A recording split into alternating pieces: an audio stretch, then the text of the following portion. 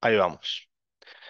Bueno, como les comentaba, vamos a hacer una pequeña introducción, hacer una reseña histórica, digamos, muy rápida con algunos desarrolladores de este tipo de tecnologías. Van a ver que a diferencia de otras tecnologías, esta, la verdad que tuvo un desarrollo vertiginoso, digamos, ¿sí?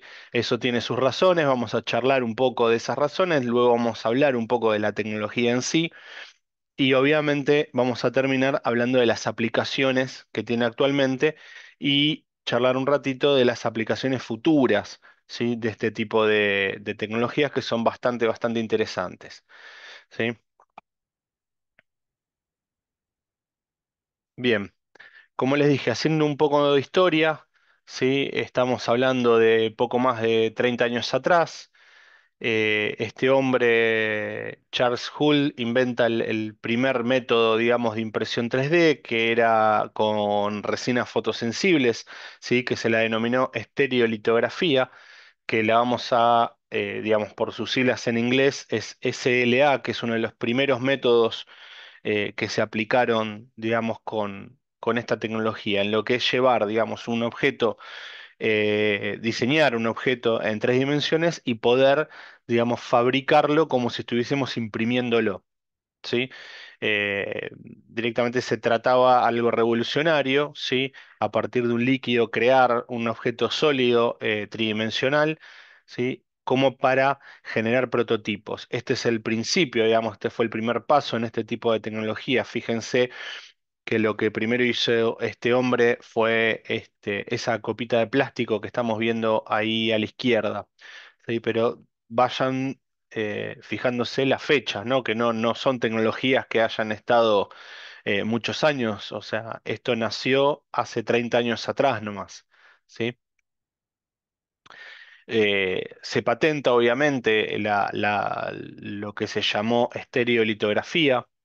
¿Sí? A partir de ahí, algunos años después, se funda una empresa llamada 3D Systems y lanzan, digamos, la primera impresora en 3D al mercado, digamos, que uno podía adquirir, independientemente de la accesibilidad del precio que tenían en esa época estos equipos, y del, digamos, acceso a los software para procesar esas imágenes y poder hacer funcionar estos equipos de manera eh, rentable o útil, siquiera era bastante limitado, pero no importa, o sea, se lanza la primera impresora 3D al mercado que cualquiera podía adquirir. Y empiezan a aparecer nuevas tecnologías, ¿sí? Este hombre Descartes desarrolla el SLS, que es el sinterizado láser. Ahora vamos a ver algunos detalles de cómo funciona este sinterizado selectivo, ¿sí? En realidad es un láser selectivo, puede ser un sinterizado o un fundido. Después vamos a ver algunos detalles y algunas evoluciones de esta primer tecnología. Un año más tarde aparece la deposición de material fundido, que es la que más comúnmente vemos siempre, que es ese filamento de un polímero, ¿sí? De algún termoplástico que yo lo llevo a temperatura de fusión, lo fluidifico y lo voy depositando sobre una capa, sobre una placa y capa a capa voy generando esa pieza. Este, Se desarrolla ya por el 88. Fíjense que no es un detalle menor, o sea, desde que se patenta el método SLA, que es la estereolitografía, hasta que se desarrolla uno de los últimos métodos para lo que es manufactura aditiva, pasaron solo 3 años, ¿sí? Todo esto se desarrolló en 3 años. Allá por los años 2000 se empiezan a comercializar, digamos, mucho más masivamente, ¿sí? Las máquinas de impresión 3D. Un segundo, ahí vamos. Luego ya empiezan a hacer experimentos incluso con partes biológicas, ¿sí? Allá por el 2002 se crea el primer órgano en 3D. Después vamos a ver de qué se trata esto de la bioimpresión, ¿sí? Y por el 2005, este hombre, Boyer, funda lo que se llama RepRap. En realidad, RepRap es un concepto, más que una empresa, ¿sí? Es un concepto lanzado y que habla de la libertad, digamos, dentro del desarrollo, la libertad del software. Fíjense que nosotros podemos descargar incluso software y programas y piezas digitalizadas como para construir nuestra propia impresora 3D, que muchos han hecho, ¿sí? Justamente eso se basa en el concepto RepRap. Ahora vamos a ver bien de qué se trata. Bueno, se desarrolla la primera impresora 3D llamada Darwin, ¿sí? Basada en este concepto, o sea que es esta fue, digamos, lo revolucionario de esta impresora en particular, que era autorreplicable, digamos. Yo la podía directamente descargar de la web y poder, con la misma impresora, replicarse a sí misma, ¿sí? Podría generar programas como para poder imprimir todas las piezas que podía crear una segunda impresora. ¿Sí? Y así nace el concepto de autorreplicabilidad de este tipo de máquinas. Bueno, y allá por el 2011 ya directamente tenemos autos, o sea, carrocerías de vehículos hechas impresas en 3D. Hoy podemos hablar incluso hasta de casas y edificios, ¿sí? Tejidos vivos, alimentos. ¿Sí? Hoy en día va muy rápido. O sea, la idea de hacer esta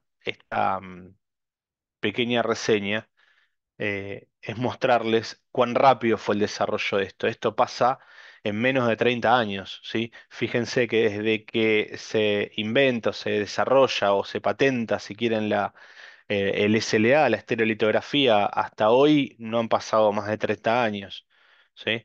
Em, Y el concepto rep rap viene de las palabras sí, de reproducción rápida, de rapid reproduction, ¿sí?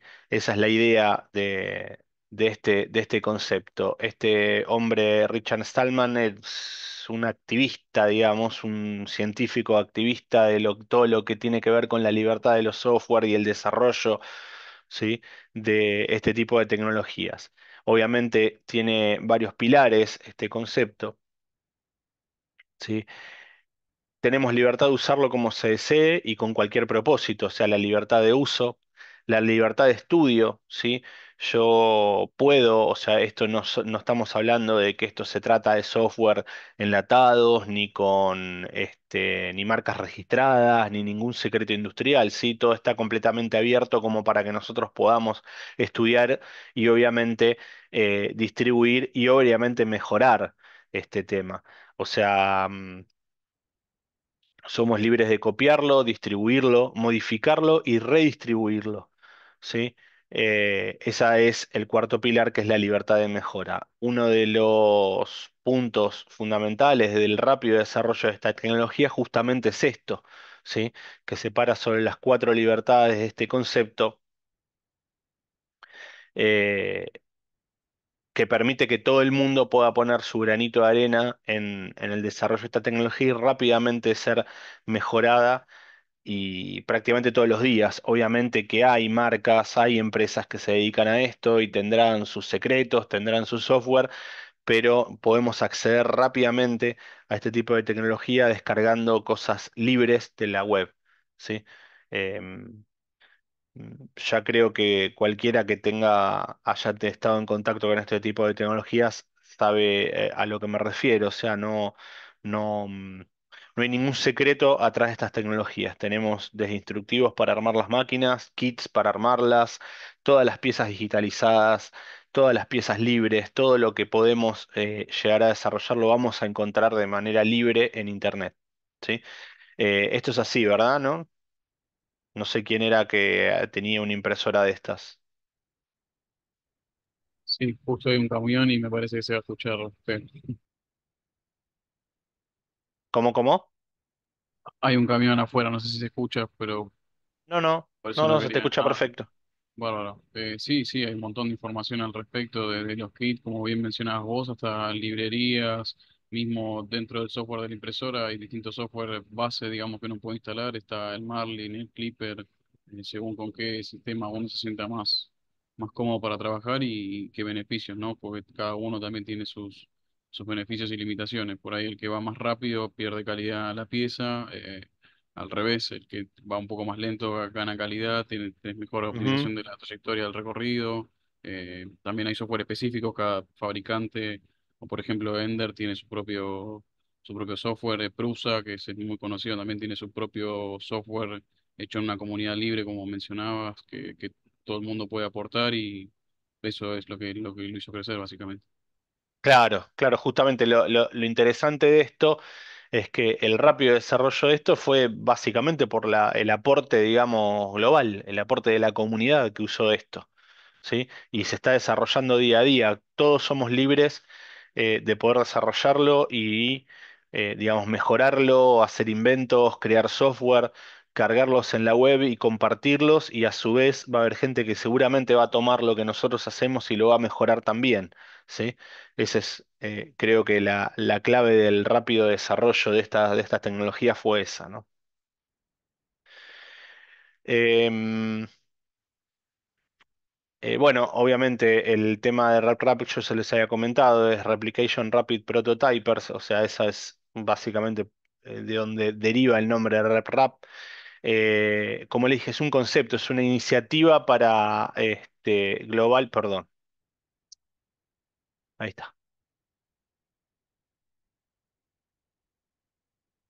para poder, digamos, ser autorreplicable, ¿sí?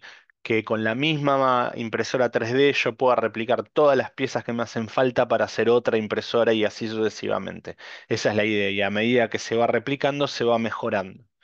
Esa es la idea básica de este concepto.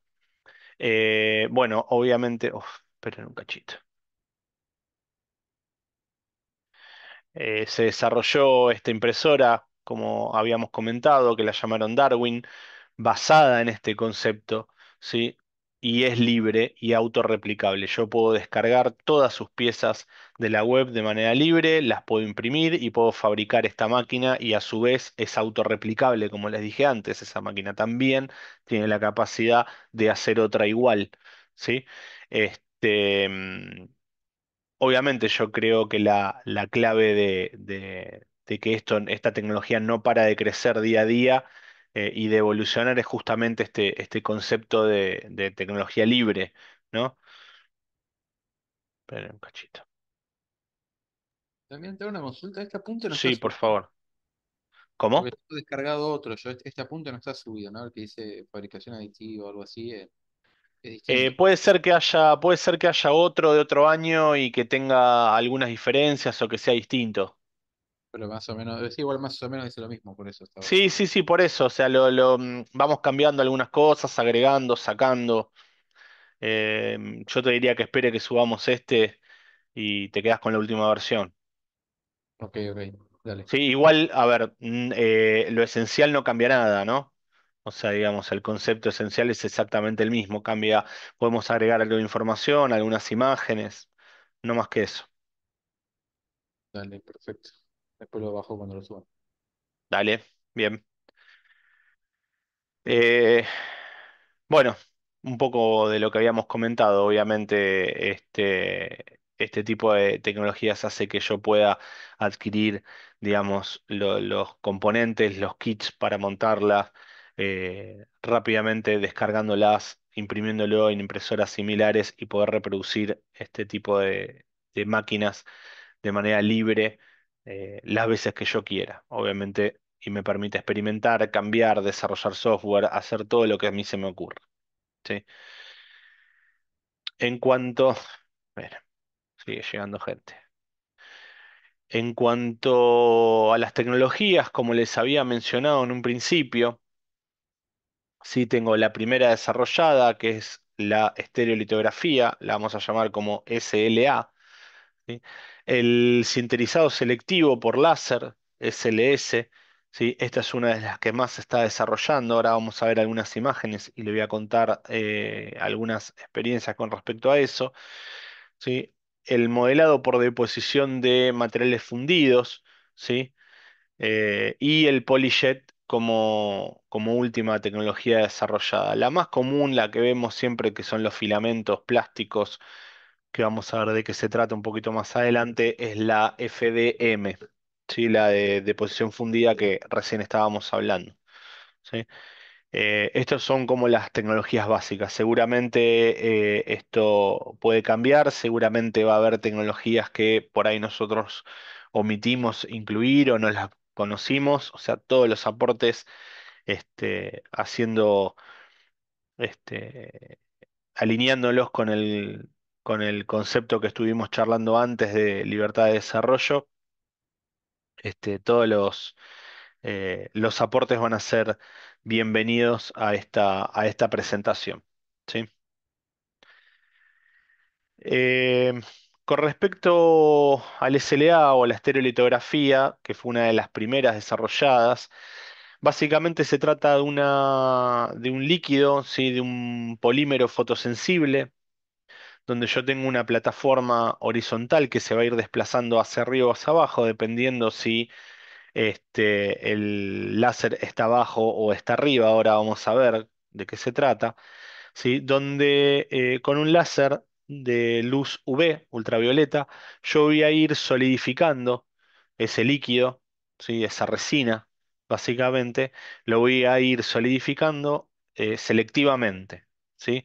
Em, Básicamente lo que voy a hacer, digamos, el sólido que yo quiero crear, lo voy a cortar no en infinitas, pero sí en un montón de capas, ¿sí? Paralelas entre sí, y lo que voy a ir haciendo con el láser, a medida que esa plataforma va descendiendo en el seno del líquido, lo que va a hacer el láser va a ir endureciendo selectivamente, va a ir, digamos, fraguando esa resina selectivamente como para ir creando un sólido en el seno de ese líquido. ¿Sí? Lo que se utilizan por lo general son resinas termorrígidas, ¿sí? Fotosensibles, epoxis y ese tipo de compuestos, ¿sí? Que reaccionan ante el UV y lo que hacen es polimerizarse, ¿sí? Transformarse en un sólido a partir de la interacción del UV con la resina líquida. ¿Sí? En el caso que nosotros, sí, Sí, no, yo solamente quería agregar que, de por hecho, es favor. cierto, o sea, generalmente se utilizan este tipo de resinas, pero hay resinas más complejas y más específicas, como por ejemplo resinas Ujú. casteables que te permiten imprimir una pieza que después, con el proceso de cera perdida, se puede hacer una pieza fundida, u otras que son también flexibles, o sea, Ajá. hay bastante. Es difícil de conseguir acá, pero nosotros en el trabajo, por ejemplo, trabajamos con algunas resinas que son un poco más complejas que las termorrígidas. Claro, sí, sí, sí. Pues, o sea, yo nombro la epoxi porque, o sea, las epoxi fotosensibles porque son las más comunes, pero sí hay toda una variedad y es como vos bien decís y como yo había mencionado hace un rato, obviamente todo esto está evolucionando día a día, no, obviamente va a faltar información en esta presentación y todos este tipo de aportes son recontra bienvenidos. ¿Vos te dedicás a esto? Nosotros hacemos en la empresa prótesis y en ese modelo de Ajá. arrancar a hacer el prototipo a la pieza final, Ujú. pasan algunas etapas donde realizamos con impresión 3D algún que otro prototipo que luego con el proceso de cera perdida se termina siendo una pieza fundida. Eh, y bueno, O sí, sea, vos trabajo con esto, desarrollás el no es. modelo, digamos. Nosotros trabajamos, sí, yo estoy en la parte de diseño 3D, pero también en la parte de procesos y bueno, ahí está este tipo de cosas. Más que nada, hoy por hoy, la impresión 3D yo la estoy utilizando para mejorar el proceso que hoy por hoy lo tenemos muy, ¿cómo decirlo? Es muy a mano, muy artesanal. Bueno, yo lo que estoy haciendo Ajá. es generar dispositivos, hacer que siempre la pieza, por ejemplo, se pegue a un ángulo igual, porque trabajamos con cera de abeja, que eso se hace Mm. un arbolito y después se hace el proceso de cera perdida. Bueno, estoy haciendo que todas las piezas salgan en el mismo lugar, con el mismo ángulo, para que haya siempre una consistencia en la fundición y que no sea todo siempre a mano y que dependa de que si el muchacho que lo hizo bien o no. Sí, sí, sí, normalizás el proceso, digamos. Exactamente. Bien, ¿y los modelos los haces con estas tecnologías? Sí, trabajamos con impresoras 3D, FDM y de resina también. Ah, mirá, perfecto. Mirá vos, ¿y sabés qué tipo de resinas? O sea, aparte de la epoxi, Eh, digamos, que son las epoxídicas, la, que son las más comunes. Sí, no, usamos esa y nos hicimos un intento de hacer con resina casteable, que básicamente al exponerla al calor se derrite y te Ajá, deja un vacío, pero no, como cambian los parámetros de impresión, fue más complejo y no quedó del todo bien. Eh, Porque, bueno, ahora lo vas a explicar, pero los parámetros cambian dependiendo de cada resina. Hicimos sí, el sí, por intento y supuesto. no funcionó. No funcionó y además, nada, desperdiciamos, medio como que en ese momento fue, che, loco, nos gastamos un montón de plata porque esa resina es casi 4 veces más cara que la resina común, no está saliendo, estamos desperdiciando tiempo y plata, entonces volvamos a hacer lo que veníamos haciendo que salía Claro. bien. Bueno, es un tema de desarrollo ese. Claro. No, no, no, no hay que dejar de intentar. El camino del desarrollo es así que vas a hacer. Sí, sí, sí, pero Está bueno, muy bien. como hoy, en lo que es producción, si lo planteás resina casteable, tiempo de inyección, tiempo de coso, no parece a grandes rasgos ser rentable. A nosotros, en nuestro caso. Claro. Sí, sí, puede ser, pero creo que es una cuestión de tiempo. Yo, por mi parte, la experiencia que yo tengo es en la creación de modelos para piezas fundidas, obviamente piezas grandes, ¿sí? Donde no se hacía rentable por una cuestión de tiempos, ¿no? La pieza era tan grande que estábamos, no sé, 3 semanas haciendo impresión, ¿viste? Como para poder llegar al modelo. Obviamente no podía competir en lo económico y productivo, pero creo que es una cuestión de tiempo, ¿sí? Sí, sí, Esto sí. como vimos antes, el desarrollo es vertiginoso, les diría, en comparación con otras tecnologías que mismo hemos estado viendo en esta materia, ¿sí?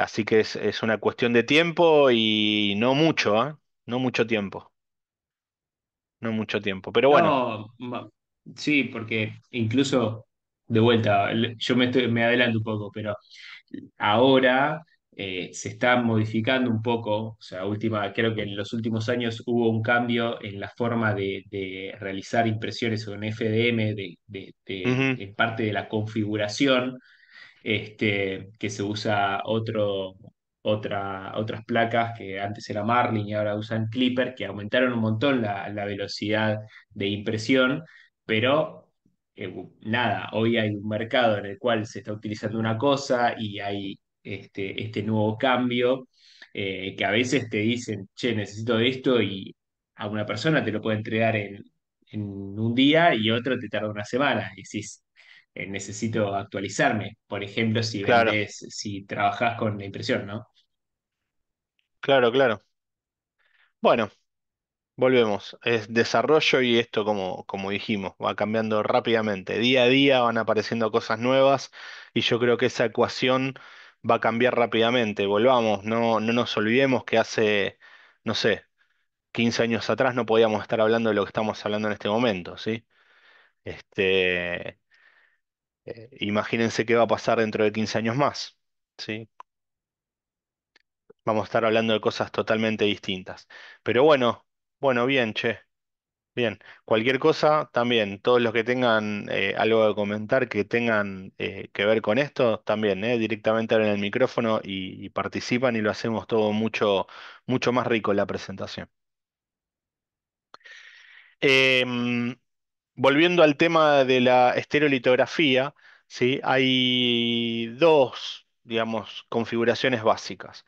Una de una plataforma que va descendiendo y yo voy desde arriba, digamos, afectando esa resina, digamos, desciendo un determinado espesor de capa, el láser, digamos, movido con ese escáner, eh, endurece o cura esa resina en una capa, vuelve a descender la plataforma, ¿sí? Como estamos viendo, no sé si ven mi cursor, en la animación de la izquierda, ¿sí? A medida que voy endureciendo la pieza, va descendiendo. Y si no, tenemos digamos, no la otra tecnología, sino la otra configuración de máquina que tiene ventajas y desventajas, ¿sí? Respecto de la primera, que yo hago atacar el láser, digamos, desde abajo, ¿sí? El escáner láser está desde abajo, un fondo digamos, en el reservorio de resina, un fondo transparente, y lo que va haciendo la plataforma, en vez de ir sumergiéndose en la resina, va subiendo, ¿sí? Va subiendo y la pieza va a ir, digamos, apareciendo o hacia arriba, digamos, cabeza abajo, como estamos viendo en la foto de abajo a la derecha. Eso lo que me permite es, digamos, la pieza puede tener una altura superior a la de la máquina, ¿sí? A la del reservorio de resina. En el caso de la izquierda, obviamente el límite va a ser cuán profundo es ese reservorio de esa resina líquida, ¿sí? Va a bajar hasta que me dé la máquina. En cambio, cuando yo ataco desde arriba, puedo, no infinitamente, por supuesto, porque la máquina tiene un recorrido, pero el recorrido de la máquina puede ser mucho, mucho, mucho más grande, que el reservorio de resina propiamente dicho, ¿sí? En el caso de la izquierda, yo debería tener un reservorio de resina enorme, y imagínense que eso es bastante, bastante costoso, ¿sí? Así que bueno, básicamente de esto se trata la estereolitografía. Es bastante interesante respecto a lo que hace en detalles de piezas, en porosidad. Lo que estamos viendo acá, tanto a la izquierda como a la derecha, en las dos fotos, no en las animaciones, si pueden ver bien, después seguramente cuando descarguen la presentación lo van a poder ver mejor. Sí, fíjense que en ambos casos las piezas están sostenidas con toda una red, todo un reticulado, ¿sí? En el caso de la izquierda tiene todo un reticulado por debajo, en el caso de la derecha está por arriba, obviamente porque la pieza está colgando, ¿sí? Esos son, digamos, andamios, estructuras de soporte que yo voy a ir imprimiendo también al mismo tiempo que la pieza. Eso después yo los voy a retirar, ¿sí? En este tipo de tecnologías tengo que ver, este, de no excederme con el tema de la estructura de soporte, porque no lo puedo reciclar. Una vez que esta resina, por lo general, estas resinas están curadas, ya no pueden volver a su estado líquido. O sea, lo que yo ya endurecí como estructura de soporte, lo tengo que cortar y lo tengo que tirar. ¿Sí? Pero se utilizan bastante, ¿sí? Porque las piezas obviamente no pueden estar en el aire, yo las tengo que sostener con algo, y esas estructuras de soporte también las voy a tener que imprimir y calcular cuando haga este tipo de construcciones, ¿sí? Bueno, las máquinas tienen más o menos ese aspecto, ¿sí? Acá a la izquierda van a ver, digamos que obviamente es una máquina que está cerrada justamente por el tema láser y las radiaciones que puedo llegar a obtener de ahí, o sea, reflexiones, luz difusa, ¿sí? Radiaciones ionizantes, etcétera. Puedo llegar a tener, digamos, potencias suficientemente altas como para que ese láser sea nocivo. ¿Sí? Son máquinas cerradas. Y lo que estamos viendo en este sector es el reservorio de resina. En este caso, por lo que se ve, es una máquina que va descendiendo, ¿sí? Que es como la que vimos anteriormente a la izquierda. La máquina va descendiendo y la pieza la voy a ir imprimiendo, la voy a ir atacando con el láser desde arriba. ¿Qué tipo de piezas podemos construir? Lo que vemos a la derecha. Fíjense, es una pieza decorativa, es un prototipo de modelo, digamos, es una pieza para mostrar esta tecnología. Fíjense que tiene todo un interior hueco, por ejemplo, ¿sí? Yo puedo ir construyendo todo alrededor la pieza, y en el interior puedo hacer lo que a mí se me ocurra. Luego el líquido escurre, ¿sí? Obviamente tengo que dejar canales abiertos para que pueda escurrir el líquido que no fue curado, digamos, la resina que no fue curada. Si el modelo lo demanda, si el modelo es completamente sólido, no voy a tener este problema. Ahora, en este caso, donde yo tengo toda una zona hueca en su interior, voy a tener que tener en cuenta por dónde va a desagotar, digamos, esa resina que no fue curada por el láser, ¿sí? Si no, va a quedar encerrada ahí adentro, y la verdad que no tiene demasiado sentido. ¿Se entendió este método? ¿Vamos bien hasta acá? Sí. Bien, sigamos. Básicamente partís de una pileta líquida y lo vas solidificando con un láser. Correcto, capa a capa. Solidifico una capa, me desplazo un poquitito, solidifico una nueva capa, me desplazo otro poquito y así sucesivamente. ¿Es más preciso este que el que se conoce habitualmente, que es con el filamento? En general sí, en general sí. Te digo en general, volvemos porque te lo digo con el mismo criterio que te lo decía antes. O sea, las tecnologías van cambiando y son tan rápidas que por ahí yo te digo, no, sí, mira, es mucho más precisa. Y resulta que hay un método de posición, digamos, de fundido que es mucho más preciso que lo que nosotros vimos cuando hicimos esta presentación. Pero por lo general sí, el láser tiene mayor precisión, o sea, digamos, la zona, digamos, de curado puede ser tan chiquita como yo quiera. Claro, claro, por eso iba la pregunta. ¿Puedo agregar, puedo Sí, agregar un por poco? favor, por favor. Eh, Hablando en términos absolutos, la distancia de capa en general en una impresión común en FDM es de 0,2 milímetros.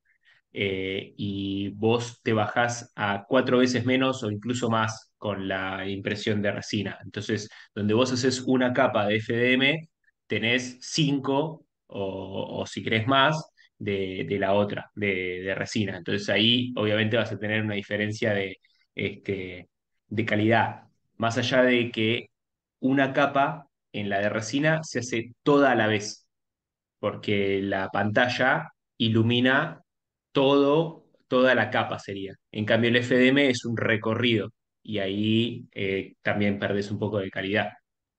Claro, se ve como más frágil también poniendo un filamento arriba del otro que esto que está solidificando, no sé, No, la máquina. sí, es lo mismo Mm, igual, ¿eh? Estás poniendo solidificación sobre solidificación. O sea, claro, en o sea, términos no, no, de. no, no sé en términos de resistencia mecánica, si lo querés poner en esos términos. La verdad yo creo que va a depender más de las características del polímero que vos estés usando o de la resina. No sé de qué manera lo podemos comparar. Creo que en ninguno de los casos estamos hablando de piezas de muy alta resistencia mecánica, ¿sí? Si lo comparamos con la misma pieza hecha por otro método, ¿sí? Digamos, o sea, es Además, complicado ponerlo en esos términos, o sea, salvo que estemos hablando de exactamente la misma pieza con la misma función. ¿Sí? O sea, tenemos que tratar de comparar cosas similares. Pero sí, es y correcto lo que comentaban recién, digamos, el espesor de capa, en este caso yo lo puedo manejar con toda la precisión que me puede dar un láser.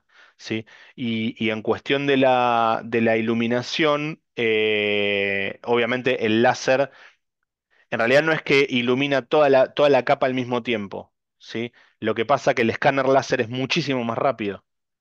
¿Sí? Es prácticamente, prácticamente hace toda la capa al mismo tiempo, ¿sí? Es muchísimo más rápido el recorrido. Cuando veamos la parte de sinterizado láser, cuando hacemos algo muy parecido a esto, pero con polvos metálicos, por ejemplo, nos vamos a dar cuenta, ¿sí? Perdón, yo justo estaba hablando y te interrumpí. No sé quién quería decir algo. no, no, no, está bien.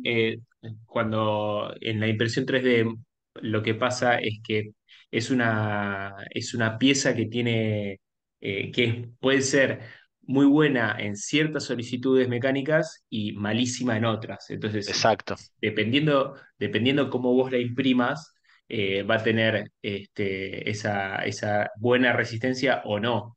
Si vos querés hacer una pieza que va a tener torsión y ese torsión está en el mismo eje donde vos estás imprimiendo, se te rompe al toque. Entonces, ese tipo de cosas las tenés que saber si vas a hacer una pieza impresa en 3D que va a estar solicitada mecánicamente. exacto, exacto. Tenés la posibilidad de generar, digamos, las fibras, si querés llamarlo de alguna manera, de la pieza, orientarlas como a vos más te convenga. De todas maneras, siempre hago el mismo comentario. En general, cuando vos tenés una pieza, no sé, si querés una pieza plástica o de algún polímero determinado, yo lo hago por un método, por ejemplo, como el de inyección, versus la misma pieza hecha por FDM, o sea, por deposición de fundido, y la verdad que la resistencia no es comparable. Las piezas inyectadas son muchísimo más resistentes, ¿sí? Mismo polímero, misma pieza, mismas dimensiones. O sea, pasa que es complejo, digamos, comparar de igual a igual, ¿sí? Eh, pero bueno, tenés la posibilidad de orientar, digamos, las fibras, los filamentos, ¿sí? En función del esfuerzo que vos quieras. Por supuesto que se puede imprimir hasta con elastómeros prácticamente, ¿no? Ahora vamos a ver de qué se trata. Pero volviendo a la pregunta original, sí, este tipo de impresión en general suele tener mayor precisión, si querés ponerlo en esos términos, que, que la impresión 3D común, digamos, que estamos acostumbrados, que es la deposición de material fundido. ¿Tá? Justamente porque lo que actúa es un láser y el láser prácticamente lo puedo hacer tan chiquito como yo quiera. ¿Sí?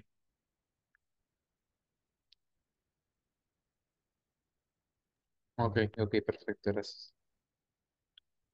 Genial, sigamos. Bueno, esto lo habíamos comentado.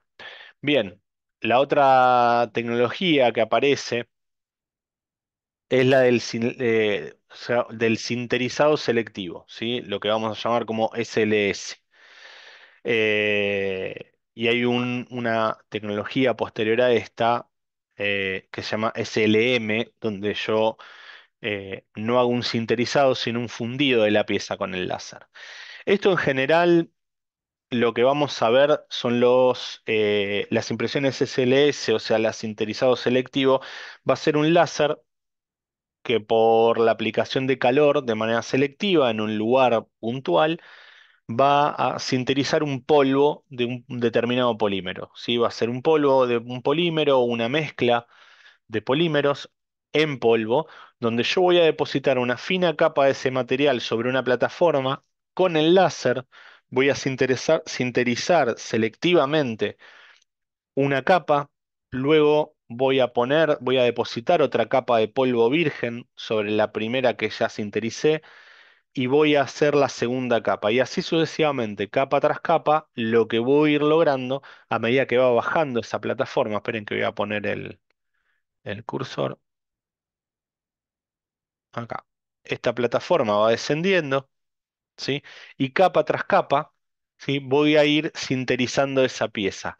¿Cómo generamos las capas de este polvo, de este polímero? Una vez que el láser sinterizó una capa, desciende un poco esta base, desciende obviamente un determinado recorrido, una determinada longitud, y esta bandeja que nosotros estamos viendo acá, ¿sí? Lo que va a hacer, se va a desplazar hacia el otro contenedor, dejando en su paso una fina capa de ese polvo, ¿sí? Sobre el cual va a actuar el láser, ¿sí? Una vez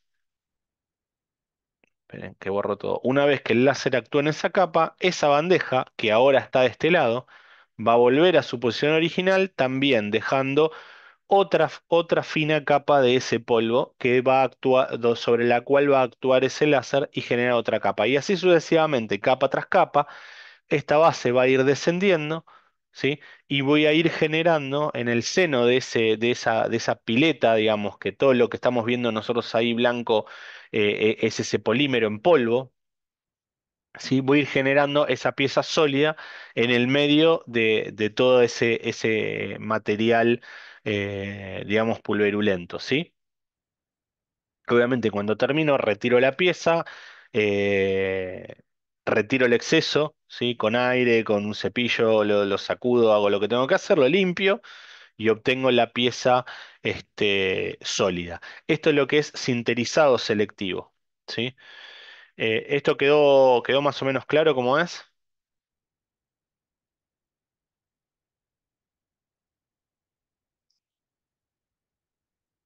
¿Seguimos? Sí, profe. Bien. Y acá lo que estamos viendo es cómo actúa ese láser. Fíjense que en el caso de la izquierda, como deposita una capa, actúa el láser, sinteriza una capa y luego deposita una segunda capa. Y así sucesivamente, capa tras capa, voy a ir generando ese cuerpo sólido. En el de la derecha lo que estamos viendo es ese láser, ¿sí? Actuando sobre polvos metálicos. ¿Sí? Entre capa y capa, obviamente, hay un elemento que es esa bandeja, o sea, o ese barredor que si quieren pasa de izquierda a derecha sucesivamente y luego de derecha a izquierda, va a ir dejando las capas de este metal en polvo, que esto yo les comentaba cuando hablábamos del láser, cómo actúa sobre la resina, bueno, acá lo estamos viendo, ¿sí? Que está actuando sobre ese polvo metálico. ¿Ven cómo va recorriendo toda la superficie, ¿sí? A modo de escáner, pero en su paso va fundiendo ese material metálico en polvo, en el caso de la derecha. En el de la izquierda es un sinterizado, por eso quería hacer la diferencia. Esto es un SLS y esto de acá es un SLM. La S SLS es de sintering, ¿sí? De sinterizado, y la M es de melting, de fundido, ¿sí? Son parecidos, pero no son lo mismo, ¿sí? La tecnología es muy parecida, pero no actúan de la misma manera. Entonces, el modelado por láser selectivo, ¿sí? En este caso estamos viendo imágenes de lo que es SLM, ¿sí? En los tres casos estamos viendo herramientas de corte, ¿sí? De muy alta tecnología, ¿sí? Hechas y construidas con el método SLM, que es el fundido selectivo por láser, ¿sí? Capa tras capa, lo que vamos logrando son este tipo de herramientas ultra livianas, muy rápidas, ¿sí? Y muy, muy, muy efectivas. Obviamente, por lo que yo voy a hacer, fíjense acá, estas formas no son caprichosas, sino que lo que tomamos, en vez de hacer un gran sólido de la herramienta, tomamos solamente lo justo y necesario que nos permite resistir los esfuerzos de corte que va a tener esa herramienta. Y fíjense que tenemos cuatro cortes de un lado, cuatro cortes del otro. En este caso tenemos seis cortes en la corona de arriba, otros seis cortes en la corona de abajo y un escariador en la punta. Toda esa herramienta está construida con este tipo de tecnologías y como dato de color, el cuerpo es de fibra de carbono. Son herramientas ultra livianas. Todo este tipo de herramientas nace, digamos, para la fabricación de motores eléctricos. Esto que estamos viendo acá es una carcasa de un motor de un vehículo eléctrico. Esperen un cachitito. Ahí vamos. Y esto que vemos acá es un cuerpo de fresa, ¿sí? De una fresa para mecanizado común y corriente, pero ultra liviana. Es un cuerpo de titanio, ¿sí? De una aleación de titanio, y fíjense que está completamente ahuecada. Toda la pieza es hueca, todo con unas formas bastante, bastante intrincadas. Eh, Tengo los canales para el líquido refrigerante, ¿sí? Un diseño súper optimizado y ultra liviano. Pesa aproximadamente entre una cuarta y una quinta parte de un cuerpo de fresado convencional de acero, ¿sí? Estas herramientas están hechas con este tipo de tecnologías, ¿sí? SLM. En lo que es el mundo del mecanizado de las herramientas de corte, esta tecnología tiene algunos años, ¿sí? Y se está comercializando. No es que es un prototipo raro ni nada. Están saliendo muchas herramientas de este tipo al mercado, ¿sí? Con resultados bastante, bastante buenos, ¿sí? Obviamente no son las herramientas más baratas como se pueden imaginar, pero es bastante interesante. Si se fijan en este dato, es una herramienta que puede llegar a 10.000 RPM tranquilamente, ¿sí? Cuando los límites normales de herramientas de acero no nos permitirían ese tipo de regímenes de trabajo, ¿sí? Y obviamente son herramientas que tienden a ser antivibratorias, ¿sí? Bastante amortiguadas justamente porque la masa es muy, muy reducida, ¿sí? Esto no sé si lo habían visto alguna vez, pero bueno, más o menos una pequeña reseña les queríamos compartir. Hay bastante para ver, mismo las herramientas de corte, o sea, los insertos de corte que están hechos de carburo de tungsteno cementado, que es un material sinterizado también en una matriz de cobalto, también se están haciendo con este tipo de tecnologías de sinterizado láser. ¿Sí? Donde incluso las propias herramientas de corte tienen los canales de refrigeración internos, alojan celdas de carga, termómetros, ¿sí? Y acelerómetros. Entonces yo puedo monitorear las vibraciones, las temperaturas del filo de corte, ¿sí? O las cargas sobre el filo de corte, este, justamente con el propio inserto, ¿sí? No con la herramienta ni con la máquina, sino con el propio inserto.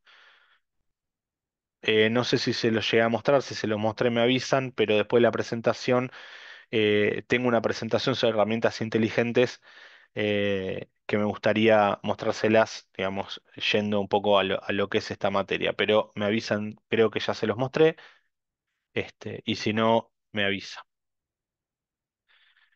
¿Cuál es la diferencia básicamente entre el sinterizado láser y el fundido láser? Es lo que estamos sabiendo ahí. Cuando nosotros hacemos el sinterizado láser, lo que vamos a lograr es una estructura parecida a esta, como todas, como pequeñas pelotitas sólidas unidas entre sí, ¿sí? Donde vamos a obtener cuerpos relativamente porosos, ¿sí? Em, a pesar de que tienen buena resistencia, ¿sí? No requieren columnas de soporte. Acuérdense, en este caso, no voy a requerir columnas de soporte porque el mismo polvo me funciona como soporte. No voy a requerir todos esos andamios que nosotros veíamos antes con los otros métodos de impresión 3D. En este caso no me va a hacer falta justamente porque el propio material me hace de soporte. En cambio, digamos, las piezas por fundido selectivo láser, voy a obtener, fíjense, un material completamente sólido. ¿Sí?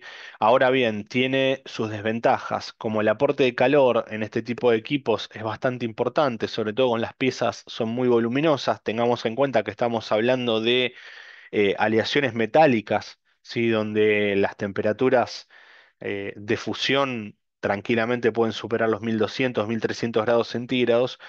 En una pequeña capa no pasaría nada, en cambio, cuando yo tengo piezas, digamos, de mucho volumen, la refrigeración de todo el sistema va tomando cada vez más importancia.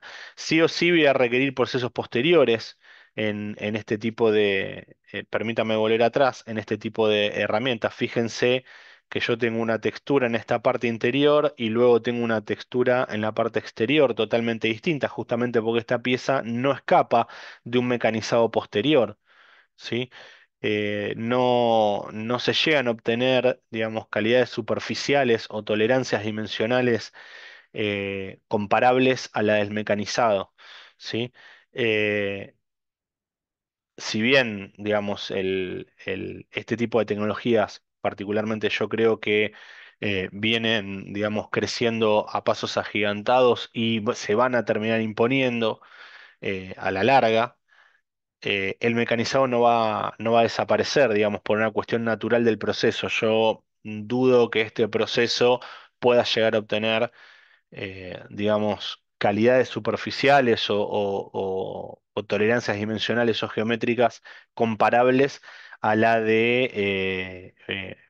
a la de una tecnología sustractiva, donde yo retiro una capa de material tan delgada como yo quiero, como para llegar, digamos, a mi dimensión final. Cuando yo este, em, sumo material, o sea, cuando estamos hablando de tecnología aditiva, no sustractiva, es un poco más complejo, es un poco más complejo, o al menos estamos un poco más lejos, ¿sí? De poder obtenerlo. O sea, yo creo que siempre vamos a requerir un mecanizado posterior, ¿sí? Bueno, en el caso del SLS, cuando las piezas son muy grandes, tenemos que tener en cuenta que aparecen las limitaciones del tamaño justamente por el aporte de temperatura, las capas sucesivas, digamos, van teniendo distorsiones térmicas respecto de las anteriores y cuando las piezas son muy grandes pueden llegar a tener deformaciones interesantes, digamos, me pueden llegar a arruinar la pieza. ¿Sí? Esto en cuanto a lo que es el láser selectivo, ¿no? O sea, tanto el sinterizado como el fundido. Acá vemos otros ejemplos, ¿sí? Arriba estamos viendo piezas hechas por este método también en algún polímero, ¿sí? El tipo de máquinas básicamente es muy parecida a las anteriores, también son máquinas láser, digamos que tienen que estar cerradas, sobre todo cuando estamos hablando de potencias interesantes. Fíjense este tipo de piezas, ¿sí? Lo que son rotores con esas formas tan intrincadas. Yo las puedo hacer perfectamente con lo que es el fundido por láser, o sea, la impresión 3D de polvos metálicos, ¿sí? Se está usando bastante, las típicas aplicaciones son con polvos metálicos, por ejemplo, inoxidables austeníticos, ¿sí? Se utilizan bastante este tipo de tecnologías. Sí, esto no sé si alguna vez lo habían visto, lo vieron, los que tenían experiencia con este tipo de tecnología. Sí, pero en la teoría y en un congreso, no. Ajá. Con este tipo de tecnología se terminarían los modelos. Los modelos, la cera fundida, perdón, sí, la cera perdida. Bueno, de hecho, sí, nosotros hacemos una pieza es un cotiro, que es la inserción Ujú. en la cadera, que se utiliza con este método. O sea, lo hacemos lo traemos de Francia. Y Ajá. bueno, les comento un poco. Cuando las personas tienen un tumor en la inserción de la cadera, en general todo eso se corta, pero se corta dependiendo al tamaño del tumor. Entonces, Ujú, la prótesis tiene que estar bien dimensionada para el tamaño del tumor. Entonces se hace lo que son una tomografía, la tomografía se hace un modelo 3D, se plantea cómo va a ser el modelo 3D del implante y de ahí se hace todo un diseño con este método que acá se ven álabes de turbina, pero son todos sólidos. Bueno, nosotros lo hacemos con unas líneas, o sea, queda como si fuese poroso, ujú. entonces ahí el hueso va a crecer sobre el implante. Claro. Y eso es lo mejor que te puedes hacer, es lo más caro, pero bueno, es lo ideal. Y utilizan inoxidable, acero inoxidable, ¿no? Austerítico. Cromo, cobalto, molibdeno, para hacer este tipo de piezas Ajá. implantables. No sé si en este caso se podría usar de titanio, no lo creo, pero en general las piezas son, o sea, sí, hacemos las piezas de titanio, de cromo o de inoxidable, pero en general son de cromo, cobalto, molibdeno. ¿Y las mandan a hacer afuera? Sí, acá no, si bien empezaron a haber algunas empresas que trajeron este tipo de tecnología, todavía no encontramos nada. Tampoco nos interiorizamos en eso porque Ujú. la verdad que es un tratamiento para pocos y que lo pueden pagar pocos. Entonces es como muy especializado y bueno, ya en ese sentido, en la parte comercial, porque no dejemos de pensar Claro. que esto es un negocio, Sí, obvio. no lo reduce. Sí, hay empresas que lo hacen. Hay empresas que lo hacen esto. Ahora estoy tratando de recordar quiénes eran. Habíamos hecho piezas en inoxidable nosotros con esto. Pero bueno, se puede hacer y hay algo de esto. ¿Este método quedó más o menos claro? ¿Seguimos? ¿Cómo vienen? Todo bien. Bien, bien. Bueno, seguimos. Y llegamos finalmente digamos, al proceso que más conocemos, ¿sí? A lo primero que se nos viene, digamos, a la mente cuando hablamos de este tipo de tecnología aditiva, que es la deposición fundida, o sea, la de deposición de un material que yo lo llevo a un estado de fusión, un estado plástico, ¿sí? Y hago, digamos, un extrudado de ese material a través de un pico y lo voy depositando, digamos, llevando un recorrido como estuvimos adelantando algo y capa tras capa, ¿sí? Yo voy depositando y voy generando un sólido tridimensional a partir de ese material, de ese filamento que yo voy a extrudar a través de un pico. ¿Sí? Básicamente es como ir, no sé, poniendo, digamos, como si fuese plasticola, capa tras capa. ¿Sí?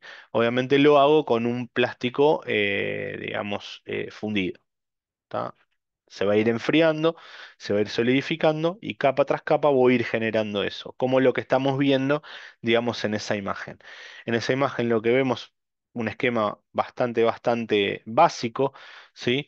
Eh, pero que lo representa bien, donde yo tengo dos materiales. Puedo tener impresoras 3D que manejan dos materiales al mismo tiempo, donde yo puedo depositar en este caso el rojo, que es un material de soporte, y poder ir depositando el material azul, que es el material de la pieza, ¿sí? Para terminar mi impresión 3D. Es el método más difundido, ¿sí? Es el más clásico, el que vamos a ver siempre. Hablábamos hace un ratito, recién comentaba el compañero que ¿Se estamos cortó? en... Soy yo. Hola, hola, hola, ¿me escuchan? Sí, sí, Dani, te escuchamos. Sí, sí, profe. Ah, perfecto.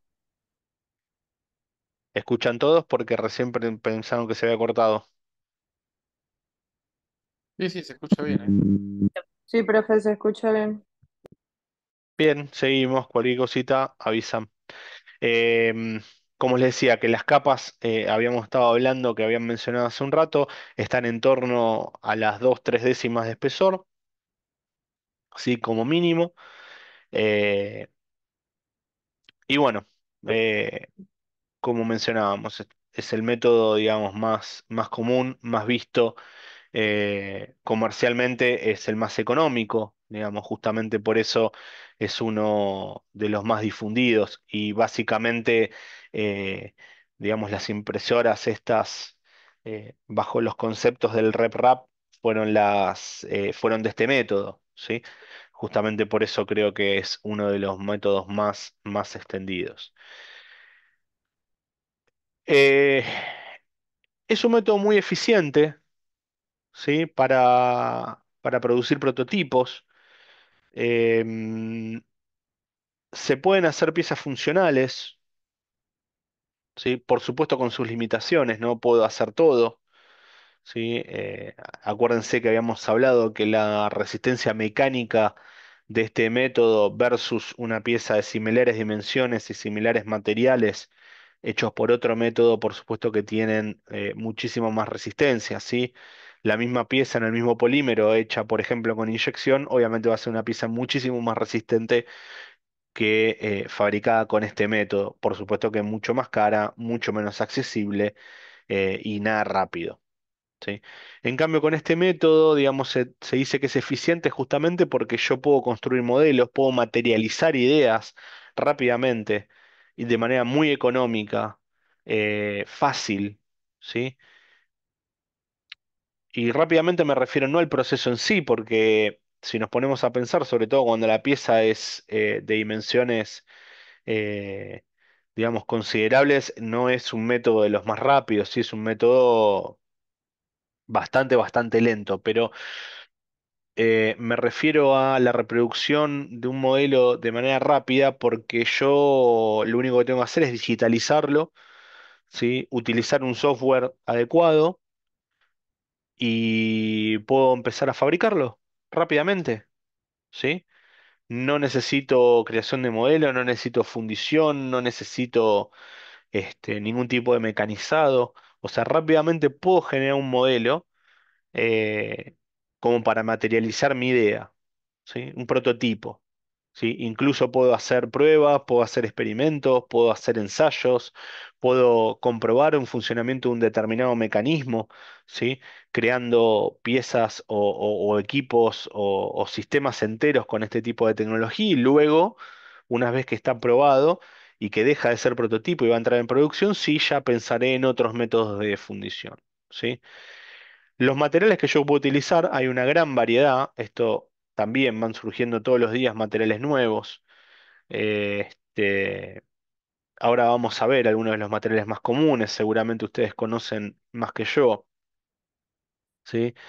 Y obviamente es accesible, es un método bastante económico, ¿sí? Yo puedo adquirir, digamos, sin hablar de sumas estratosféricas, puedo adquirir una máquina de un porte bastante interesante. eh, el material que voy a usar es relativamente barato. eh, Prácticamente no tengo scrap, el material que genero es reciclable, ¿sí?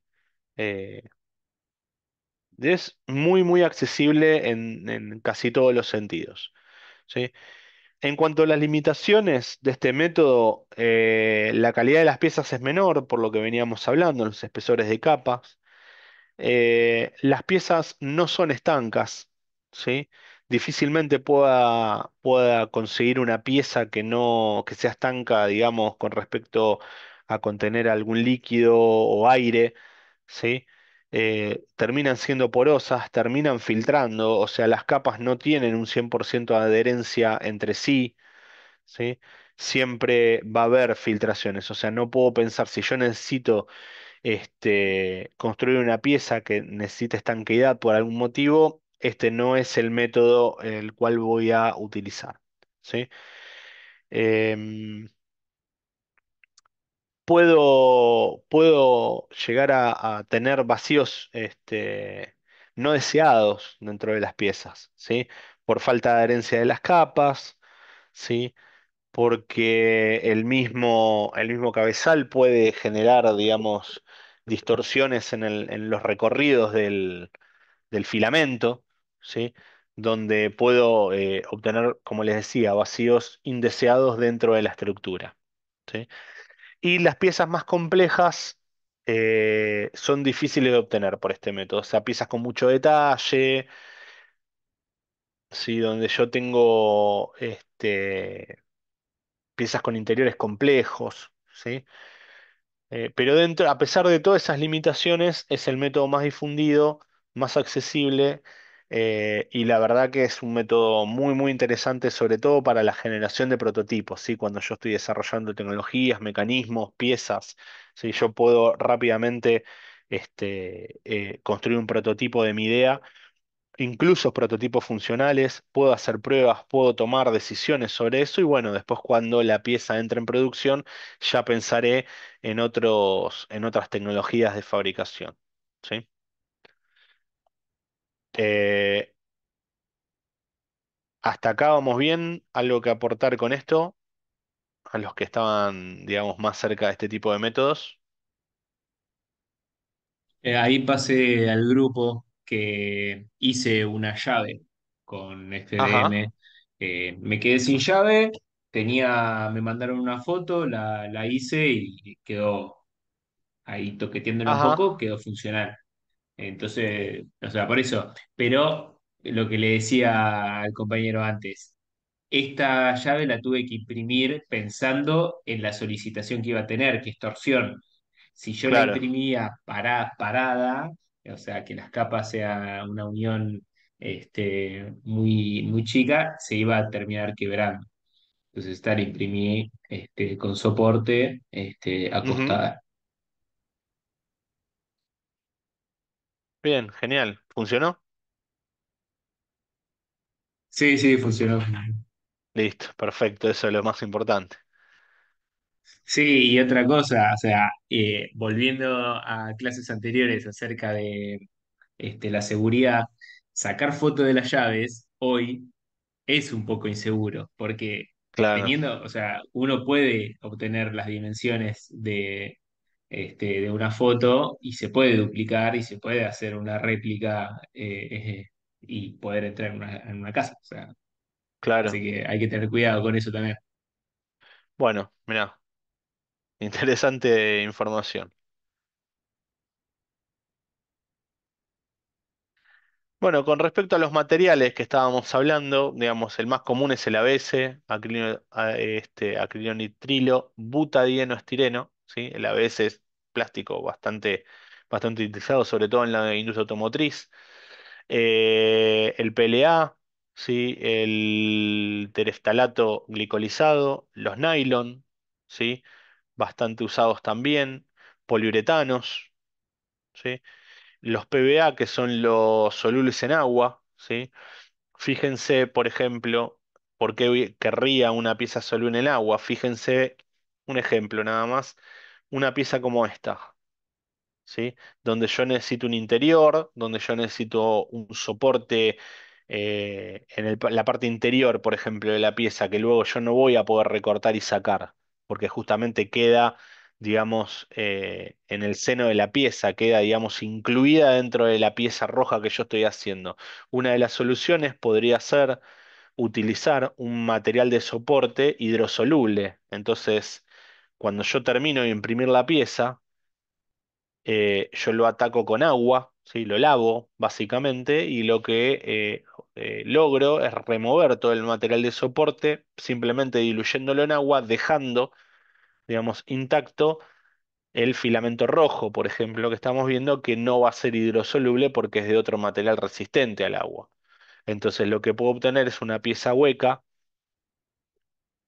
con, digamos, o sea, sin soportes en realidad, porque justamente los imprimí con un material hidrosoluble, ¿sí?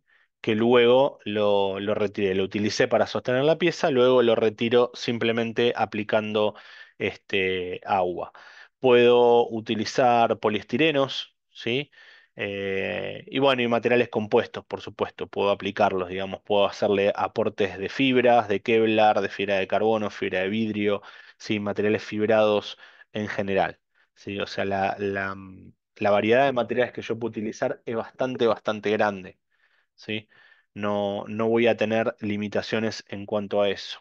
Sí, no sé si queda acá algún polímero que se esté usando que yo no mencioné. Yo no conozco otros. Bien. Seguramente debe haber. Básicamente encontramos esto como los más comunes. Por supuesto que cada uno tiene sus aplicaciones, ¿no? Todo lo que son poliuretanos se aplican para eh, lo que son piezas flexibles, ¿sí? Lo que son ay, no me sale ahora la palabra. Elastómeros, ¿sí?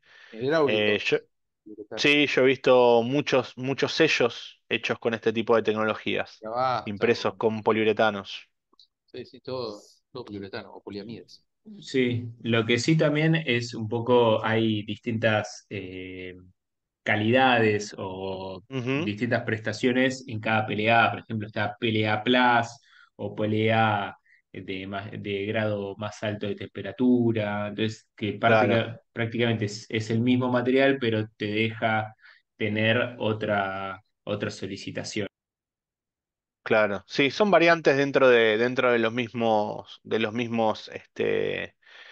compuestos. Obviamente también pueden ser copolímeros, también pueden ser mezclas, ¿sí? Aprovechando distintas propiedades de estos materiales. Por supuesto que todo eso va a ser a los parámetros de impresión. No todos se aplican a la misma temperatura ni a la misma velocidad o con la misma calidad. Pero bueno, como mencionábamos antes, una de las aplicaciones que yo he visto que sí se utilizan y se imprimen piezas totalmente funcionales son las impresiones con poliuretanos, ¿sí? Sobre todo de sellos, de empaquetaduras, de la parte hidráulica. Eso se utiliza bastante. Obviamente no tienen un 100% de aplicación, hay aplicaciones, digamos, que esta tecnología no me permite utilizar, justamente porque no son los materiales más confiables en cuanto a estanqueidad, pero sí he visto muchas juntas y empaquetaduras hechas con este tipo de tecnologías. ¿Sí? ¿Cómo son las máquinas y las piezas que obtenemos? Básicamente es lo que estamos viendo ahí, ¿sí? Yo tengo, fíjense, un filamento del termoplástico que voy a utilizar, un cabezal extrusor, ¿sí? Que es el que va a tomar el material, lo va a forzar a pasar a través de un pico, digamos, calefaccionado, que lo va a llevar no a fusión, pero sí lo va a llevar a un estado plástico, digamos, maleable y obviamente que me garantice adherencia con la capa anterior. Y finalmente la pieza, o sea, la plataforma donde va a ir adherida la pieza y la pieza en sí. ¿Sí? Que yo capa tras capa voy a ir depositando material fundido. Esperen que voy a borrar esto. ¿Sí? Como para ir generando, digamos, esa pieza tridimensional. Fíjense que se ve en la terminación superficial todas las capas, todas las pasadas, y bueno, obviamente con las limitaciones de detalles que nos va a dar esta tecnología.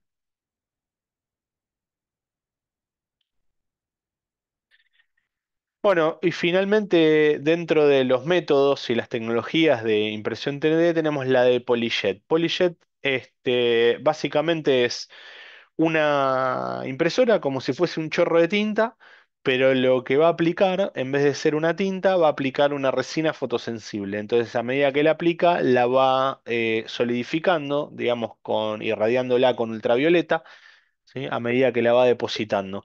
Es algo, digamos, utiliza materiales similares a lo que vimos de lo que es estereolitografía, pero digamos va generando piezas como en la deposición de material fundido, o sea, capa tras capa va depositando como si fuese un chorro de tinta, tal cual, ¿sí? Y curándola a medida que la va depositando. Obviamente lo hace de manera selectiva, ¿sí? Y podemos obtener esta pieza. Esto entiendo que es una de las últimas tecnologías que se está desarrollando con esto. Esto sí, yo no lo he visto. ¿Sí? Obviamente hay material para leer, pero no lo he tenido, digamos, al alcance. Nunca he interactuado con este tipo de equipos. No sé si alguno de ustedes alguna vez lo vio funcionar. No vi la máquina funcionando, pero Ujú. sí vi un producto que sería, te escanean a vos, o sea, tu cuerpo, en color, y claro, como esta máquina trabaja depositando selectivamente polímero que puede ser de cualquier color, te Claro, imprimen una pieza de tamaño exacto. a escala, idéntica y a color. Claro. Sí, sí, sí, sí, sí, tal cual. Y color sólido, digamos. El interior de la pieza también tiene color. Y Sí, hecho, sí, digamos, sí, o sea, selectivamente. Sí, sí, sí, claro, tal cual. eso es lo más llamativo, o sea, que de repente tenés a tu pieza perfecta y que, claro, como tiene una mejor calidad que FDM, eh, está muy llamativo. Exacto. Es como si fuese una impresora por chorro de tinta que va solidificando, digamos, esas gotitas de resina que va depositando con el color que nosotros querramos. La puede mezclar, las puede hacer como si fuese una impresora de chorro de tinta. ¿Sí? Este tipo de piezas es el que podemos obtener, ¿sí? De colores, colores combinados, ¿sí? Tal cual lo que estamos viendo en imágenes.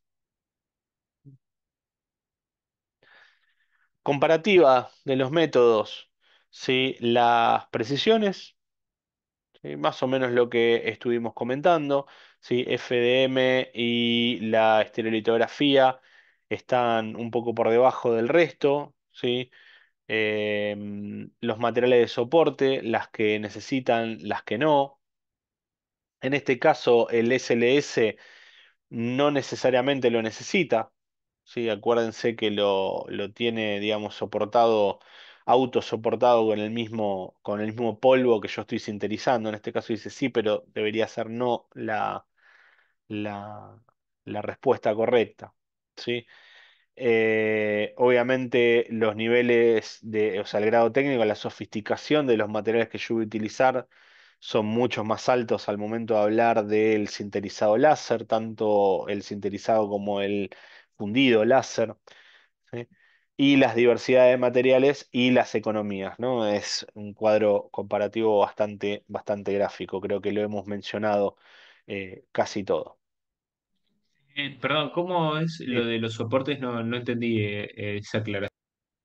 En la parte de sinterizado, cuando vos estás utilizando el sinterizado o el fundido de polvos, como vimos en el SLS o el SLM, Claro, no necesitas material de soporte, porque el mismo polvo hace de soporte. claro, claro. Ok, ¿Sí? O sea, no necesitas tener un andamio, digamos, de la pieza, porque justamente vos lo que tenés es un, si bien no es un sólido, pero sí es un material que soporta, que funciona como estructura. Digamos, ahí está marcado, en este caso está marcado como sí acá, pero esto está mal. ¿Sí? bien. Sí, también se tendría que tener en cuenta cómo va a ser la impresión, porque en una de esas se queda todo el material en el interior, que es lo que pasa con la de resina también. Si uno Claro, no, sí, sí, sí, no, sí, exacto.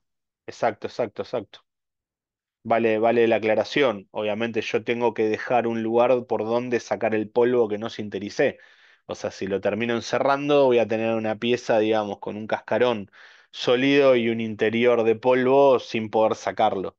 Sí, tal cual, claro, como decía acá el compañero, lo mismo que las de resina. O sea, yo no puedo, digamos, cerrar todo el receptáculo porque después no voy a tener por dónde desagotar el líquido que no curé. ¿Sí? Obviamente siempre voy a diseñar tanto la pieza como, digamos, la digitalización de ese elemento en función del método que voy a usar, ¿sí? Siempre lo voy a tener que tener presente, pero eso, digamos, eso es regla general. Vaya a fabricarlo como sea que lo vaya a fabricar, lo voy a tener que considerar, digamos, cómo voy a fabricarlo, ¿sí? O cómo lo voy a diseñar en función del método de fabricación. ¿Cuál es el flujo de trabajo normal para para estas tecnologías? Obviamente surge la idea o la necesidad, ¿sí? Voy a diseñar una pieza en 3D, ¿sí? Con algún software de dibujo 3D que más nos guste. Lo voy a convertir, seguramente debe haber otro software, otras tecnologías, pero digamos esto es lo más común y lo más básico, a un archivo, digamos, tipo STL, digamos, con STL por extensión. Voy a proceder a la verificación de ese archivo para ver que esté, digamos, que no haya perdido partes, que no me hayan quedado agujeros, ¿sí? Todo esto, digamos, es todo tecnología mediante software, ¿no? Obviamente hay software para todo esto. Voy a setear los parámetros de impresión, temperaturas, velocidades, ¿sí? Espesores de capa, la precisión en general. Voy a proceder a hacer la impresión del elemento y luego, de ser necesario, puedo pasar a procesos posteriores. En general siempre es necesario, mínimamente una limpieza de la pieza voy a tener que hacer. eh, la remoción de materiales en exceso, de columnas de soporte, siempre voy a necesitar algún proceso posterior. ¿Sí? Así no sea funcional, pero sí estético, por lo menos, siempre voy a necesitar un proceso, un post-proceso. ¿Sí? Eh, bueno, la idea o necesidad siempre surge en forma de diseño, ¿sí? En forma de concepto. Esto acá no hay mucho que agregar, o sea, tenemos digamos, básicamente los datos de entrada eh, de nuestro diseño, ¿sí? Vamos a hacer los bosquejos y lo vamos a materializar en un diseño en 3D. ¿Sí? Lo puedo, digamos, directamente descargar de una biblioteca, lo puedo generar con algún software de dibujo o puedo proceder a una digitalización de un objeto existente. ¿Sí? Este, cómo voy a proceder a esto? Digamos, con un escáner láser o con cualquier software de escaneo, digamos, y digitalización de algún sólido. ¿Sí? En ahí, def- profe, ahí sí, mandé un video al grupo de WhatsApp que justamente sí, utilizan un escáner 3D para hacer la pieza. ajá. Sí, sí, ese es un método válido, digamos. En definitiva, lo que yo tengo que obtener es un modelo 3D digital de la pieza, ¿sí? En definitiva, lo que yo necesito es eso, ¿sí? Luego, vamos a, digamos, pasarlo a lo que se llama una conversión al STL. El STL es un modelo, digamos, STL viene de estereolitografía, ¿sí? Donde yo lo que voy a generar, digamos, es digamos, voy a pasar de un sólido a una mera descripción de la superficie, una descripción geométrica de la superficie de mi objeto tridimensional. ¿Sí? Obviamente voy a obtener distintas calidades, digamos, voy a ir haciendo cada vez más preciso en función de qué cantidad de áreas, o sea, qué cantidad de figuras geométricas básicas yo vaya a traducir. ¿Sí?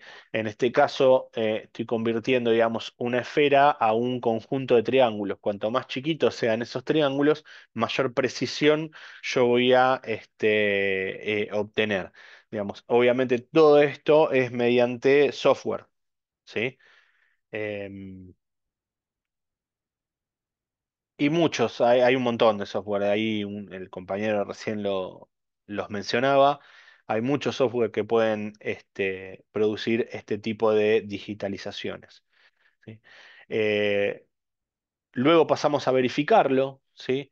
Justamente porque este tipo de trabajos son susceptibles a encontrar fallas. Por ejemplo, me falta un triángulo, me falta alguno de los polígonos, ¿sí? Y me va a tirar un error, obviamente porque no se puede cerrar esa superficie. O, por ejemplo, lo que es común también, ¿sí? Los vectores normales de esa superficie quedan invertidos, ¿sí? Esto también hay software dedicados a la verificación y a la corrección de estos errores que son bastante, bastante comunes al momento de digitalizar imágenes, ¿sí? Sobre todo cuando pasamos a los formatos STL, ¿sí?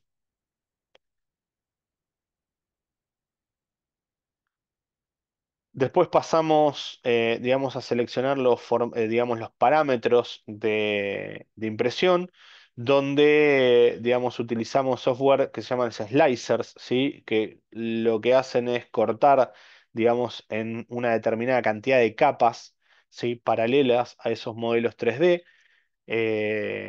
y que se encargan también de generar un código G para el desplazamiento de esos cabezales en función de la geometría de cada una de las capas, ¿sí? Todo digitalización de superficies como veníamos hablando, ¿sí? Y bien, finalmente pasamos ese código G a la máquina propiamente dicha y el cabezal se va a encargar de depositar, digamos, ese filamento caliente en función de ese código G que nosotros creamos a partir del cortado en capas de ese modelo STL. Básicamente ese es el proceso, ¿sí?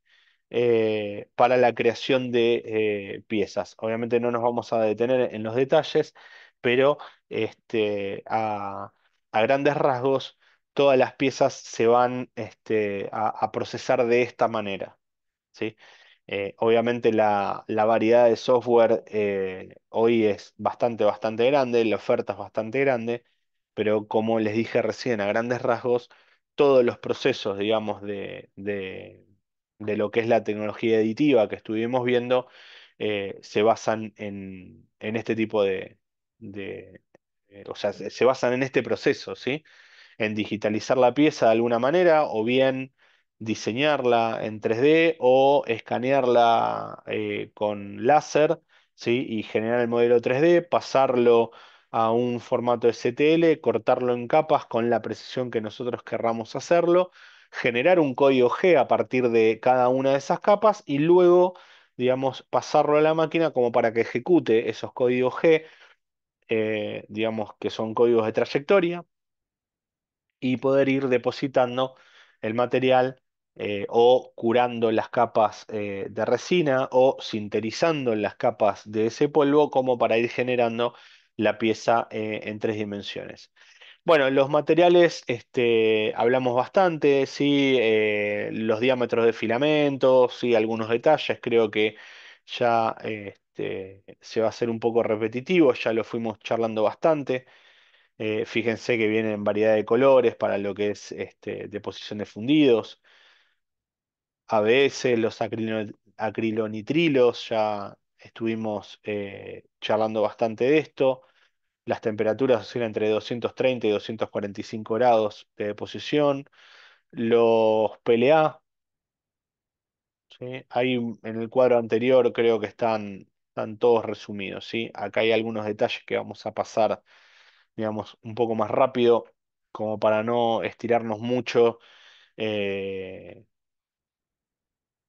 eh, en los detalles, digamos, que ya estuvimos charlando, ni detenernos demasiado en la creación en la descripción de los materiales. Sí, en cuanto al espesor de capa, fíjense que algo habíamos mencionado antes, acá no, el compañero también había estado comentando de cuál es el espesor de capa. Obviamente, si yo aumento el espesor de capa, aumento la productividad, voy a imprimir menos capas, con lo que voy a hacer bastante más rápido, pero fíjense cómo voy perdiendo, digamos, calidad en la pieza. Básicamente lo voy a cortar en menor cantidad de capas y aportar capas más gruesas, ¿sí?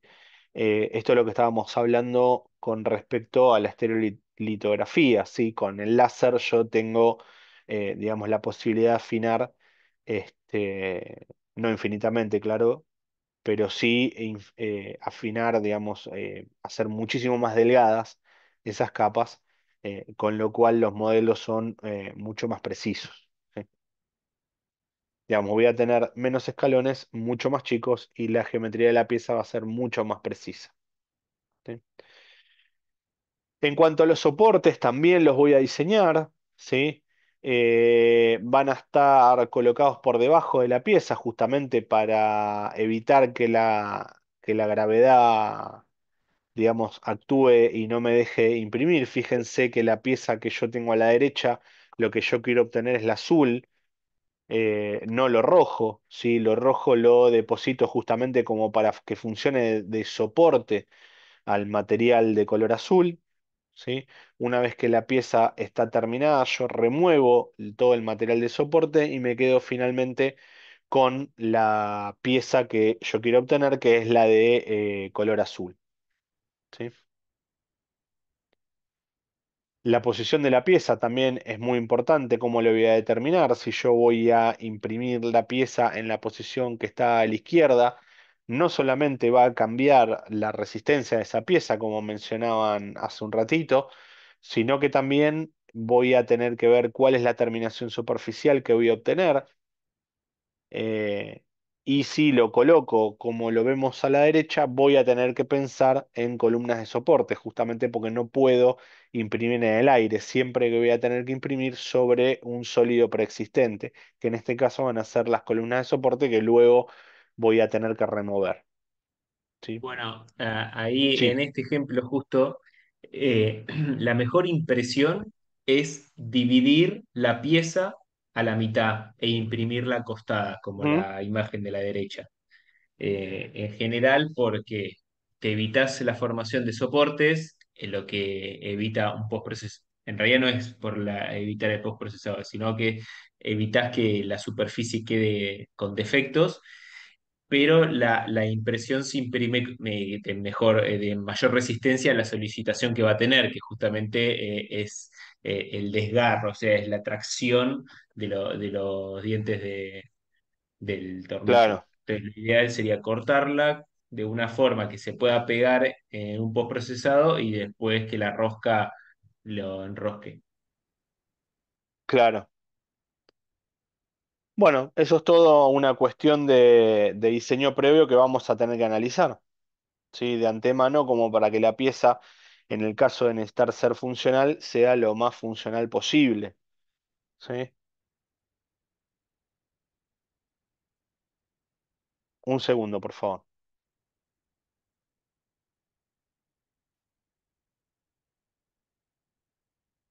Ahí vamos.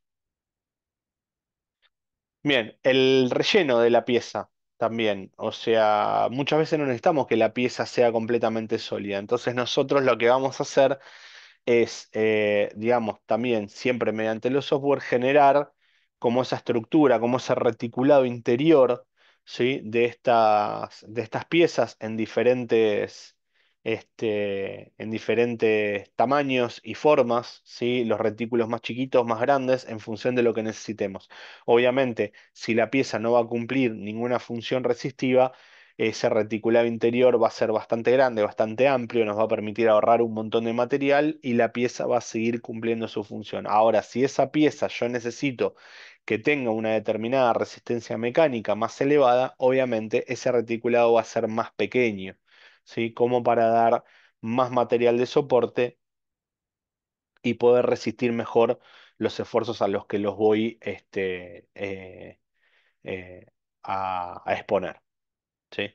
Bueno, y finalmente el último paso, que es la impresión propiamente dicha, ¿sí? Procedemos a imprimir la pieza, depositar mediante ese cabezal, en este caso el material fundido, ¿sí? Como para ir creando ese modelo que estamos viendo ahí.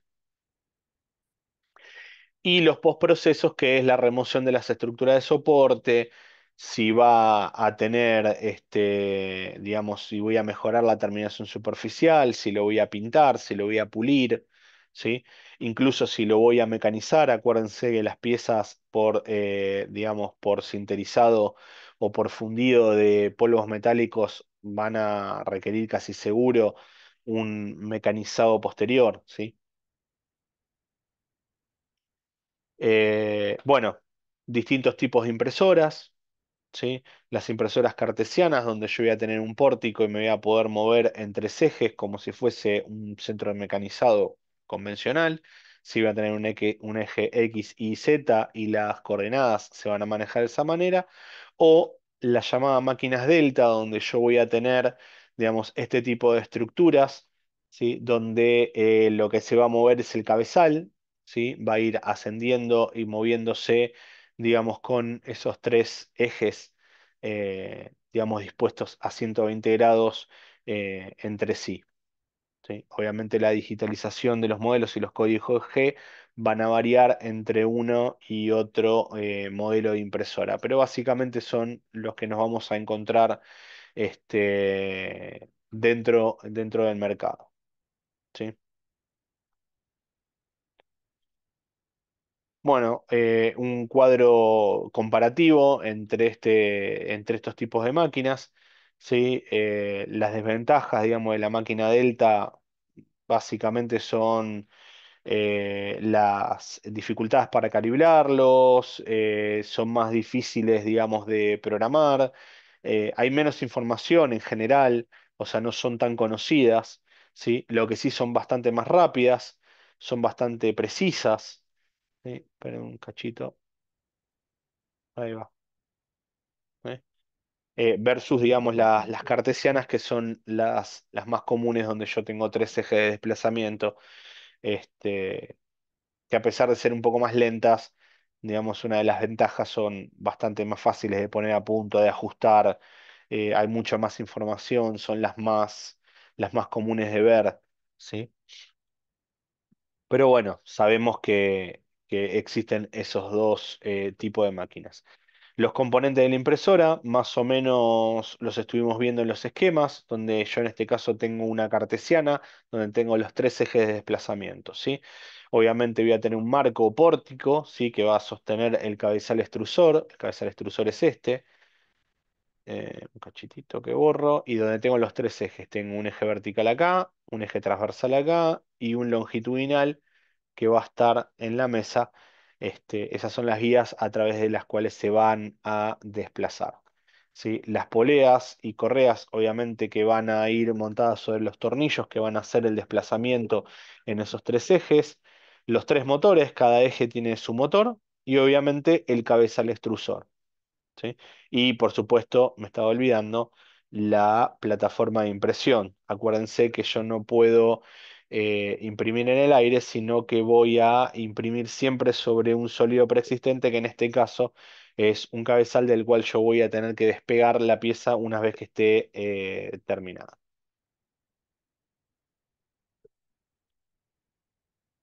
Bueno, componentes eléctricos, obviamente va a variar en función de las tecnologías que use, de qué tipo de impresoras, ¿sí? Si las construí yo, si la compré, ¿sí? Si son de determinada marca. Esto obviamente hay eh, tanta variedad como fabricantes haya. ¿Sí? Aplicaciones, las que prácticamente las que se les ocurra. ¿Sí? Desde el automovilismo, la medicina, arquitectura, no sé, aeroespaciales, construcción mecánica en general, construcción de modelos, decorativos, o sea, lo que se les ocurra, básicamente podemos eh, materializarlo con este tipo de tecnologías. ¿Sí? Fíjense que no solamente podemos construir piezas, sino que podemos construir directamente carrocerías, ya se han construido. Supongo que esto debe estar bastante más avanzado de lo que estamos viendo en esta presentación. ¿Sí? Bueno, esto va una aplicación bastante parecida a la que estuvimos charlando, ya, sí, para lo que es medicina, prótesis, implantes, piezas dentales enteras, ¿sí? Trasplantes, lo que se les ocurra. En cuanto a, a lo que es educativo, creo que las ventajas ya todos las conocemos, a todo lo que podemos hacer, o sea, desde fomentar la creatividad, digamos, facilitar las tareas del docente, como menciona ahí, podemos llegar a materializar los prototipos, ideas, probar mecanismos, diseños de piezas de todo tipo de industria, ¿sí? Desde los fluidos hasta piezas mecánicas. Componentes eléctricos, lo que se les pueda ocurrir. Creo que en cuanto a lo que es creatividad y posibilidades de aplicación de esto, eh, es, eh, es casi infinito, es casi infinito. Obviamente siempre vamos a tener una limitación en cuanto a la resistencia de los materiales, en cuanto al tamaño de las piezas que podemos crear, pero no en cuanto se trate de imaginación, ¿sí? O sea, como para generar prototipos y probarlos, prácticamente no tiene límites este tipo de tecnología. ¿Sí? Fíjense que podemos construir incluso casas, ¿sí? De manera rápida, eficiente, y automática, ¿sí? Em, por supuesto también tiene sus limitaciones, pero en cuanto a las posibilidades, creo que no hay mucho límite para esto. Y como les dije, esto está desarrollando rápidamente, ¿sí? Y esto, como dice acá, esto recién empieza, ¿sí? Estamos hablando de que esta tecnología, digamos, la primera impresora 3D que se creó, tiene 30 años, ¿sí? Prácticamente para una tecnología como las que venimos acostumbrados no es nada, 30 años, ¿sí? Como les dije, posibilidades infinitas. Dentro de las presentaciones van a ver que tienen infinidad de aplicaciones, de ejemplos, desde la moda hasta el diseño de prototipos de motores. Quería incluirle rápidamente lo que es la bioimpresión, ¿sí? De tejidos y células vivas. Es algo que está bastante en uso, ¿sí? Obviamente es una tecnología que están haciendo todavía, que se está desarrollando, no es algo que esté muy difundido, pero sí hay un montón de material para investigar y leer. Y creo que es una de las aplicaciones más prometedoras de este tipo de tecnologías. Básicamente lo que se hace cuando yo quiero reproducir un órgano o una determinada porción de tejido, ¿sí? Dentro, o sea, para hacer un implante o todo lo que es medicina reconstructiva, por ejemplo, o directamente un trasplante de algún órgano, ¿sí? Lo que se hace con este tipo de herramientas, este tipo de tecnologías, se imprime, digamos, una matriz en algún compuesto orgánico, ¿sí? Que puede ser un alginato, por ejemplo, o alguna fibra, y luego ese alginato o esa fibra se le depositan, digamos, tintas o lo que llaman biotintas, ¿sí? Básicamente las biotintas son tintas que mantienen, o sea, o que contienen células vivas, ¿sí? Que han sido, digamos, criadas, por decirlo de alguna manera, o, digamos, replicadas dentro de un ambiente controlado. Yo puedo ir depositando esas células vivas y que comiencen a reproducirse y a crecer y a desarrollarse dentro de una estructura hecha por este tipo de impresión, ¿sí?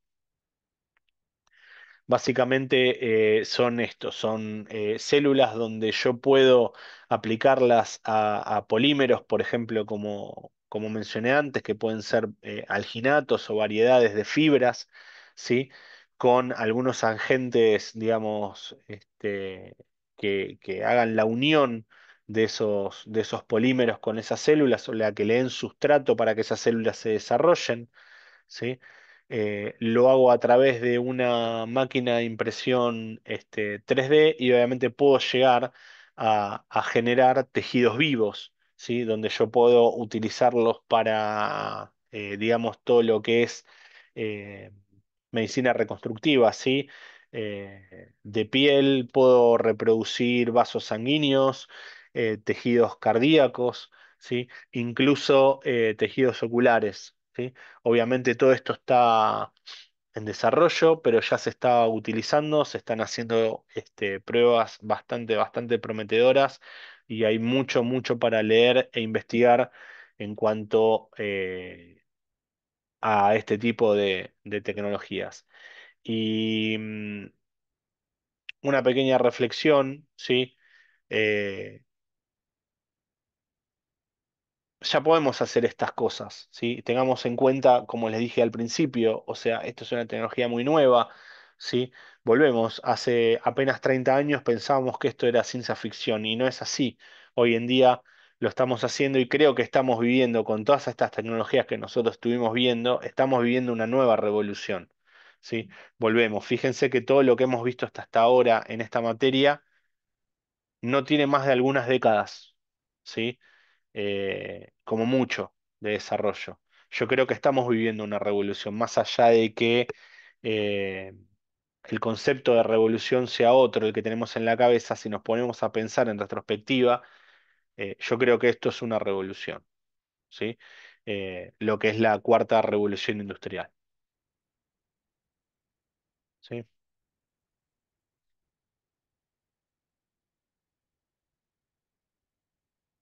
Un segundito que paramos de compartir.